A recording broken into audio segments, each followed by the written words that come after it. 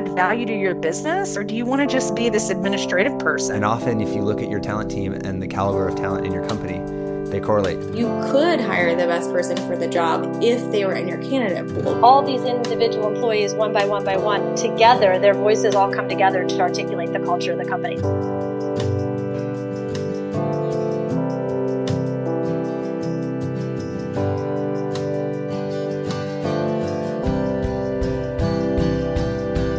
This is Hiring on all cylinders. Hello out there, podcast land. I'm Rob Stevenson, and I'm thrilled to announce once more does Hiring on All Cylinders take to the airwaves from the most salubrious confines of Intello HQ. We are geared up for another classic installment, and we are chomping at the microphones here to bring you more and more information, material, conversations about the recruitment world. I am really looking forward to this one. How about you, Amina Valuad Moinadine, Senior Business Recruiter at Intello? I'm very excited today with our guest. How are you over there? I'm great. I feel like it's been a while since you were in here. Has it been like, it's like 2-3 weeks? Today was a good day. Good. I made a hire, put an offer out. It was a good day. Wow. Yeah. What's the hire? Are you allowed to say? We hired an enterprise account executive, which a big we've one. been talking about. Right. Are not easy hires to make. We can close the book on the Amina hiring that. Well, I guess you're probably always going to be hiring for that role, right? We have more enterprise reps to hire. However, this is our first one for 2017, so I'm very excited, and he's a great hire. We're really, really excited for him to start, and he was also an internal referral. So how about that? We all win. Double whammy. Everybody wins. Exactly. I want to keep following up with you, and I also want to selfishly talk about the interviewing and recruiting I've been doing. Yes. But let's not let our awesome guests sit idly here in the wings. Joining us after a very healthy and successful stint at Bright Roll, which was then acquired by Yahoo. He's done a bunch of consulting, and now he's starting his own company called HirePool, is the tech matchmaker himself, clad in his ever-present bow tie. Erin Wilson, welcome back. Hey guys, thanks for having me again. Absolutely. Very excited. Third time. It's a hat trick. That's true. Who am I competing with? Matt Charney, actually. Charney is called in twice, and he joined us at HR Tech last year. Fantastic. I see you, Matt. I see you, Matt. You guys had a little bit of a Twitter back and forth. Should we dive right into the beef, or should we circle back later? No, let's talk about it. It's fun. Okay, so, the thing is, it also launches into this huge conversation about employer branding versus recruitment marketing and whether either of them is a thing. So let's finish catching up with Amina, and then because that's like the meat of the episode, and I don't want to leave Amina Valuad and Moinadine high and dry. I'm excited to hear you guys, all of us, talk about recruitment marketing versus employer branding. Okay, I guess we have kind of the enterprise account executive hire is sort of well-tilled podcast soil by this point, right? We've covered it on like the last 4. I feel like we've covered most of my strategies. If I have something new and exciting, I'll make sure to talk about it. Okay. Well, now that we know you have nothing to add, let's talk. Let's talk about me.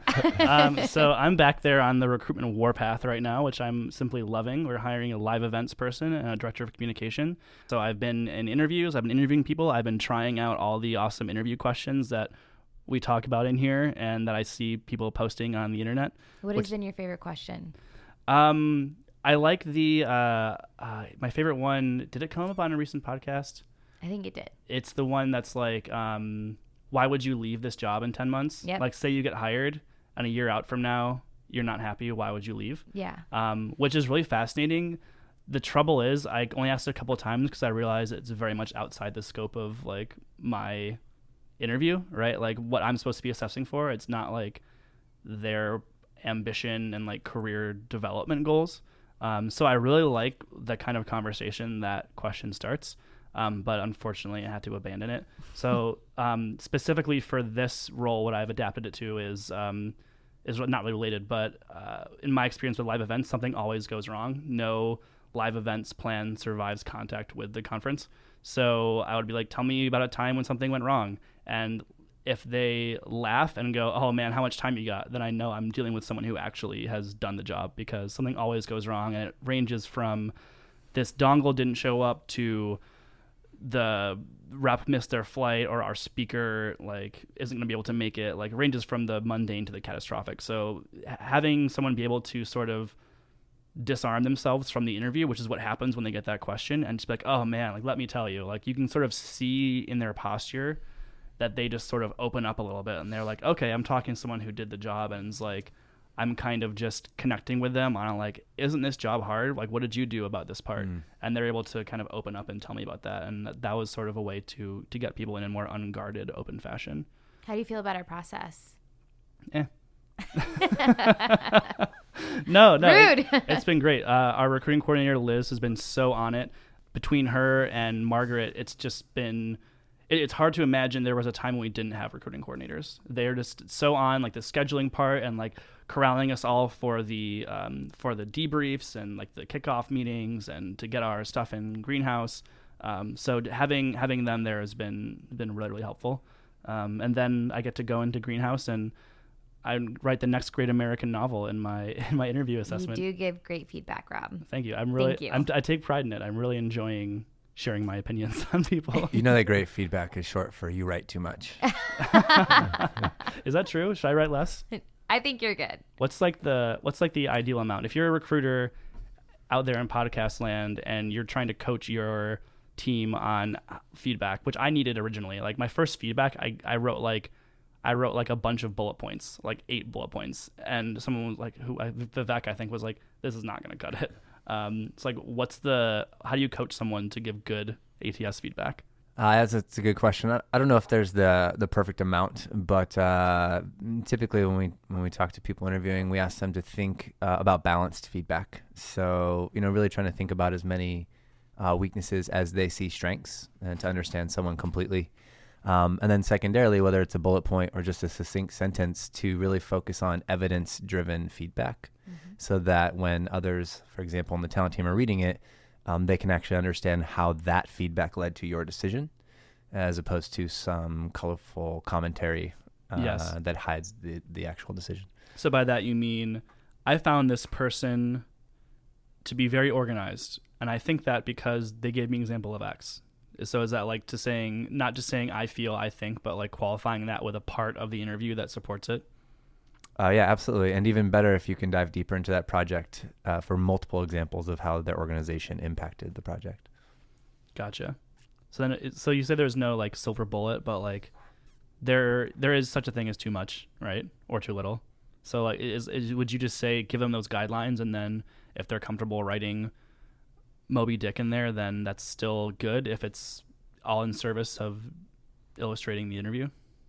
Yeah, generally open to that. One thing I try to be mindful of is interview fatigue, because the struggle is real. So if you're a really active interviewer and you're constantly writing short novels, right? My assumption is you will either run into time being an issue, or those novels will shorten over time. Right. And what we're really looking for is consistent, repeatable process. Okay. I actually remember a couple of years ago, I saw you speak, Erin, and you talked about this exact thing about how to give feedback for interviewers and how to coach interviewers on giving evidence-based feedback. And that was something that I took back to my team at my previous company and wanted to really instill that with interviewers, because, and we're doing this in interviewer training now too, we don't want to see, I didn't like this person, I don't think they're a culture fit. We want to see, okay, you were assigned, and we're trying to assign focus areas as well for all interviewers. So you should be interviewing based off of your focus area. We want to see your feedback based off of that focus area, and you should be giving clear examples. I mean, I don't think we want to see like 10 pages of writing, but I actually like detailed notes. I would prefer more detail than just 1 or 2 sentences, because then I can actually start to hear your voice and how you're thinking about this candidate and how you're thinking about why you've made this decision. Gotcha. I'm glad we skirted across that, the whole interview feedback thing. Let's talk about employer branding and why people should stop talking about employer branding from your point of view, Erin. You were talking about earlier how it's not, or maybe I was talking about it earlier and you were nodding politely, but this notion of recruiters sitting at their desk and kind of looking off into space and thinking, I should do some employer branding. That's not a thing, right? Like, what does that mean to do employer branding? Yeah, it's not a thing. It's not a thing. I think today, and I typically, instead of just employer branding, which seems a bit more static or transactional to me, I think of it more as talent community and something that's ongoing. It's a living, breathing organism. It constantly evolves and grows, and it takes intention. these days. It's a really noisy world that we live in. The pings and the notifications. Branding itself has taken off because of technology and a focus on talent. So, companies like OnGig or Glassdoor, as a simple example, they create a lot of noise out there on the web. So if you want to tell a true story about your culture and you really want to see measurable impacts of those efforts, you're going to have to do more than just take a picture of your employees or write one blog post. Right. Instead of just employer branding with air quotes around it, there's a much more robust function that, would you call that recruitment marketing? Yeah, I think it's a good way to talk about the initiatives or the type of work they do, or it's a similar model. It's a good way to understand the model of what people are building out there, because in the end, you're marketing your culture, your people, your jobs, whatever the assets are. But yeah, I think that's more fair. I tend to stick to the nomenclature talent community, just because I really want to drive home that you're building a community first. You're not just marketing randomly. Like, you have to build a community that understands your values and that will relate to what you're building. How have you built a community before? How did you really think about recruitment marketing when you were at BrightRoll? Oh man, it's a few years ago now. You guys are digging in the archives here. Yeah. Or maybe at HirePool. Are you thinking about that right now? Yeah, absolutely. I think the employer branding we talk about is table stakes, and if you want to be competitive, doing something that's more three-dimensional, as I would think of it, you got to be thinking about talent community. So for HirePool, I am absolutely. But when we break it down, I really see it as a few different skill sets within an individual or a team, and essentially you have community building itself, which can be a science and very data driven. Also includes the idea of event planning or management. You have content marketing, which again, marketing teams have entire people dedicated to content marketing. Right. Here we sit. Yes. And thirdly, it's social media expertise, so marketing and management.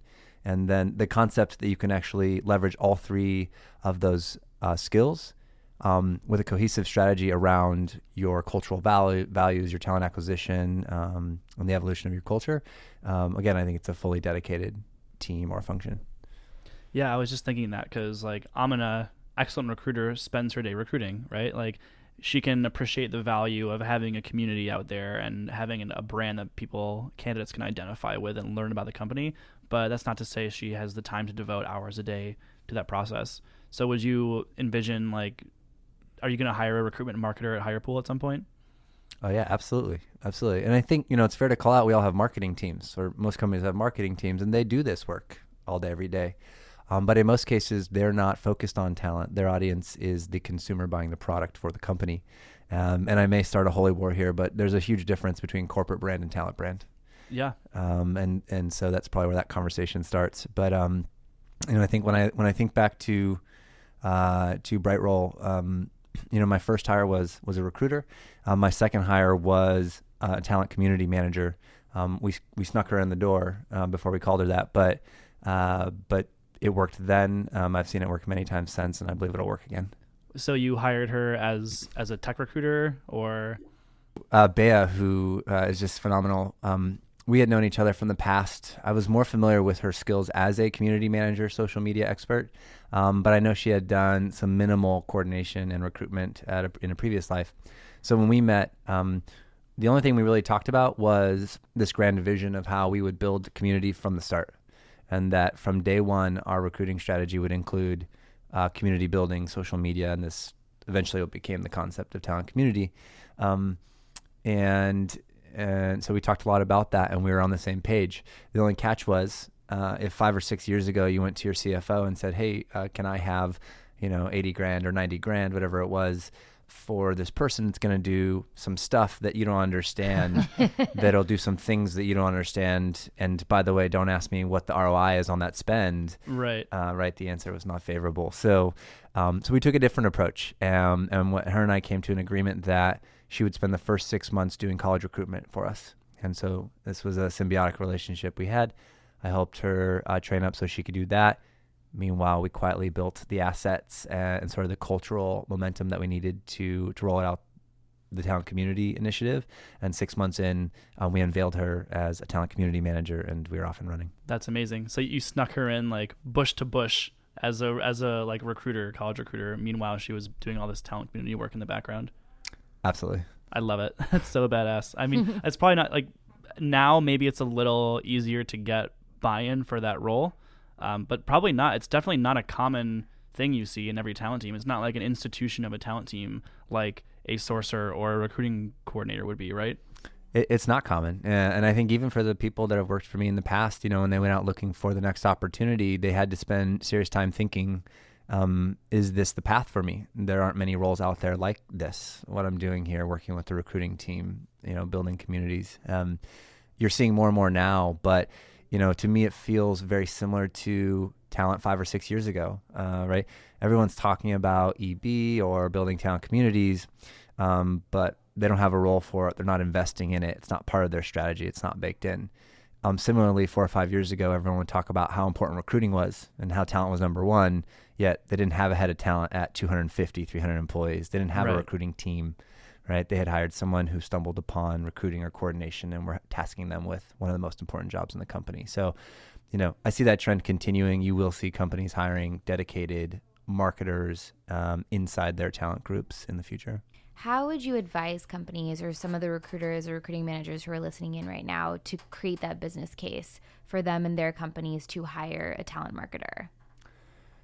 Yeah, I think today you have a simpler argument, which is the cost of reactionary recruitment is very costly. And the idea of talent community is really a proactive and organic strategy to constantly be building and nurturing the community of people that share the same values as your current employees. And over time, you build relationships and communication channels with those groups so that as your business needs grow, you can send those signals out to the community and grow much more methodically and save that money on the back end. So I think there's a way to talk about that. Plus you have just honestly, the social pressure of having a perception that people understand and can relate to.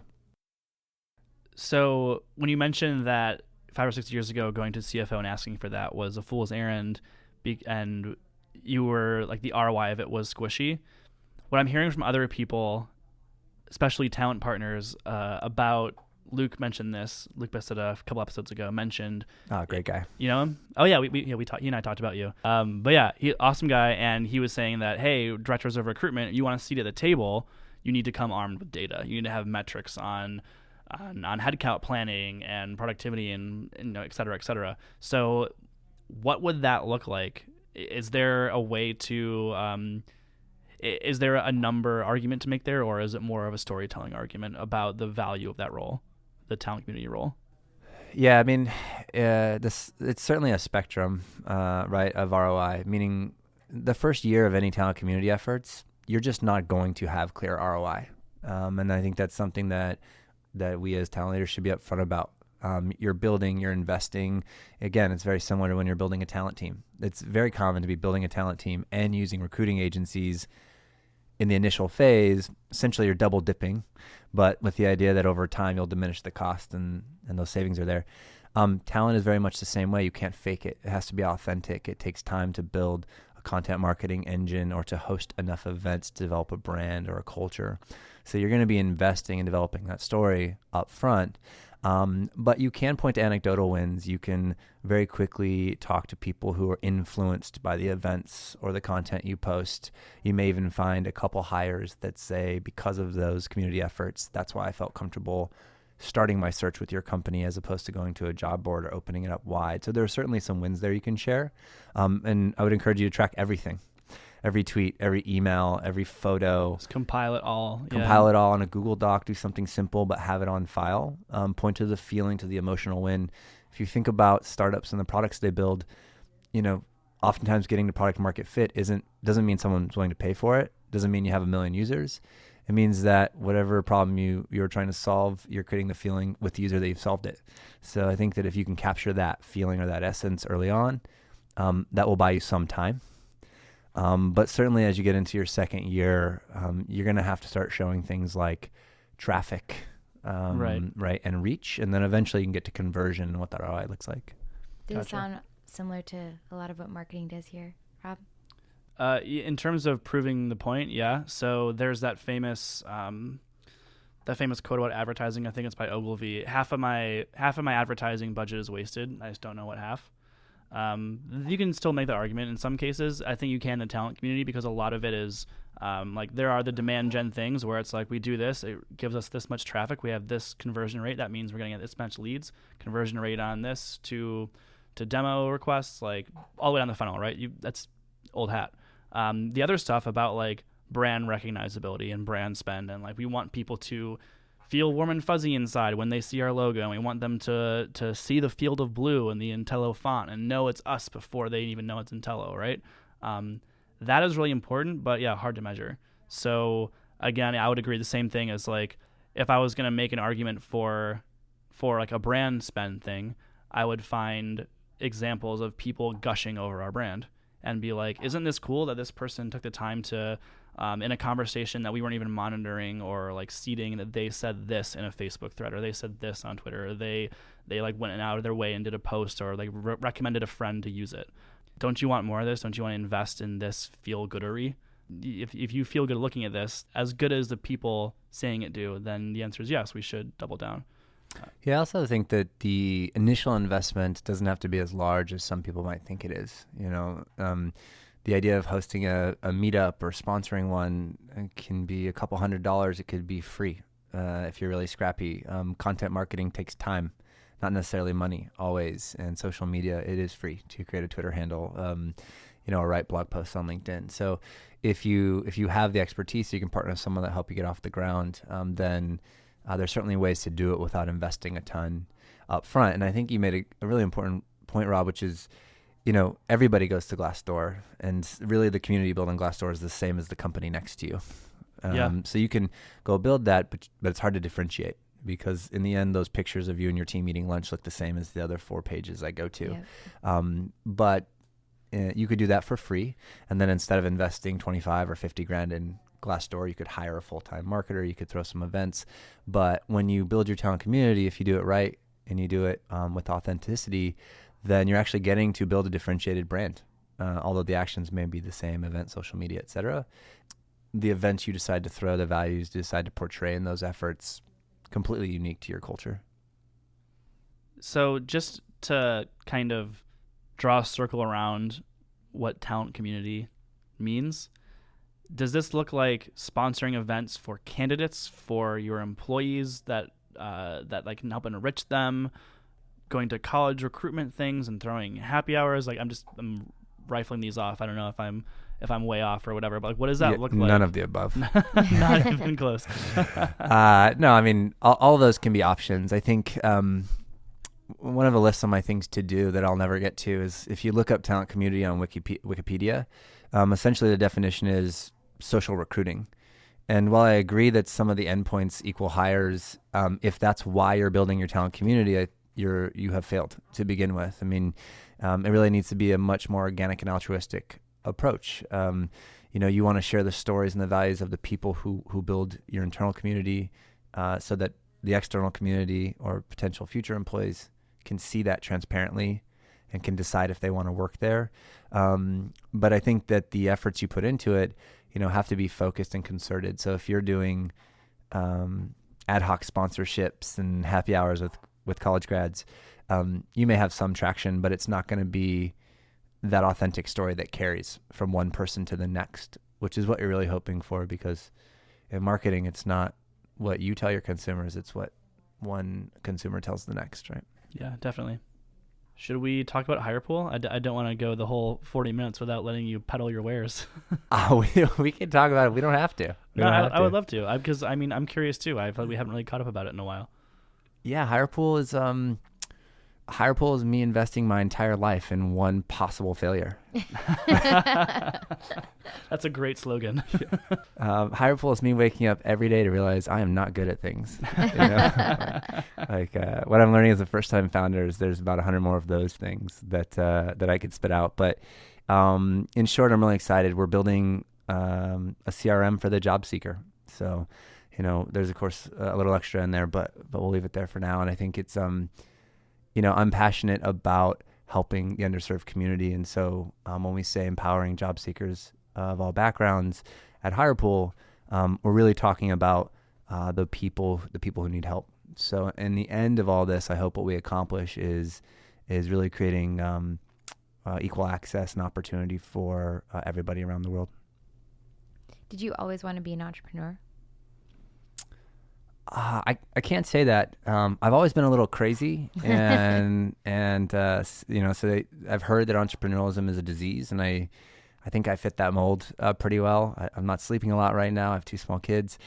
I go in and out of paranoia, sharing things with people. I can ask Rob.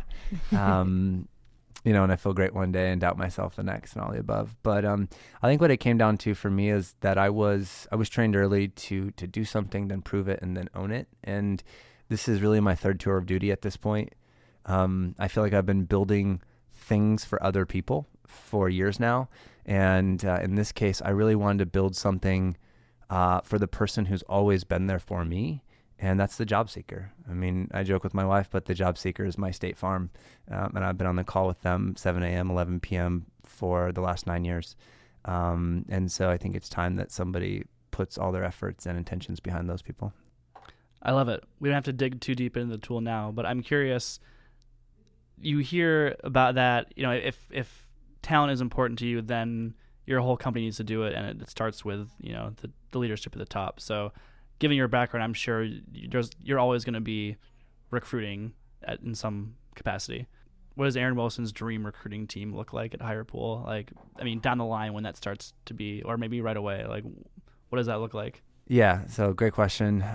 So I've thought about this a lot in relation to just myself, and when I'm a head of talent, what do I try to be, or what does it mean? And I think personally, I was always trying to be better than before. So every hour, every day, every call, just work harder, get smarter. And that didn't teach me anything about what I want to hire. But in general, I'm going to look for people who believe that talent is a business in itself. The person running talent at my company essentially is running their own operation. It is the front of the house. It is everything from the first impression that the market sees to the first interaction or workflow that someone goes through in your company. It is the way that you handle tough conversations like feedback or offers. It really sets the tone. So when people meet my talent team, I want them to be so impressed by the talent team that they can't wait to work for our company because it's a representation of it. I think the other piece that's big for me is they have to legitimately care. They have to care about people. And I don't mean have empathy or be a people person. I mean legitimately be willing to stop whatever they're doing at any given time to sit down and listen to another human being because they need it. And they have to be able to care and put the others in front of themselves. You're going to make me cry. I know. I was like, wow. Very, very, very sweet. That's really passionate. Yeah. How then do you assess for these skills that are so crucial and so human and important and require emotion and passion, but maybe aren't the kind of skills that you could demonstrate with bullet points or, yes, I use this piece of software that you would see in a resume or a LinkedIn profile? Yeah, so I think it's a tough question to answer, and I think about that every day, actually. So I don't have a perfect answer. But recently, Brendan Brown wrote a post which I thought was great, and he talked about the only question that he asks people in an interview is to whiteboard how the thing that they're most passionate about, how it works, and I think that's a great place to start to see how much somebody is thinking about a topic or cares about it. But there's another way that, again, also picked up from a friend in the space. This time it was Jason down at GoFundMe. But we had a really interesting discussion around the only thing that really matters in the end is how much somebody cares about something. And then I asked him, how do you assess for that? He had a great answer, and I believe it. And essentially saying that, the level of care that people have for something, it correlates to the amount of pain they're willing to go through. For that thing. So, if you talk about anyone who's truly, truly passionate about recruiting, they have so much pain they can share with you about the 1,000 times they heard no, the every time that they emotionally invested in a candidate, hoping that if their company was going to hire them, that they could get them hired, just to see them rejected 99 out of 100 times. The hours that never stop, the executives that never stop asking. There's so much pain, but we just wake up and do it again the next day because we care so damn much. Yes. Caring is suffering, right? And if you never suffered, then you never had it tested. Like if everything was just green light, green light, green light, easy, everything's working, you've never had a stumbling block. How do you know that that's for you? Like if you've never had your faith in something tested. Yeah, that resonates with me. Yeah, I think about it personally too. You know, when I decided to marry my wife, you know what it came down to? I knew I was never going to leave a fight or an argument or a problem unsolved. No matter what it was, I was committed to solving it and being there the next day. And I think it's very the same when you find something in your professional career that you're passionate about. I don't think we're going to top that. I mean, I could ask you about sourcing strategies or or hiring a recruitment marketer again, but I don't know. That feels like a really good bookend. Thanks for having me as usual, guys. This is great. Yeah, this has been a blast. Come back for round 4 anytime you want. I'm only doing round 4 if Matt's here. Well, yeah, we can do it. He's never one to back down from a Twitter call out, so I'm sure we can arrange it. Do you think we can get pay-per-view for that? Erin, you're amazing. HirePool is going to be awesome. I can't wait to see what you do with it. To all of you out there in podcast land, thank you so much for tuning in once more. You've been wonderful, amazing, talented, beautiful recruiters. I've been Rob Stevenson. Have a spectacular week and happy hunting.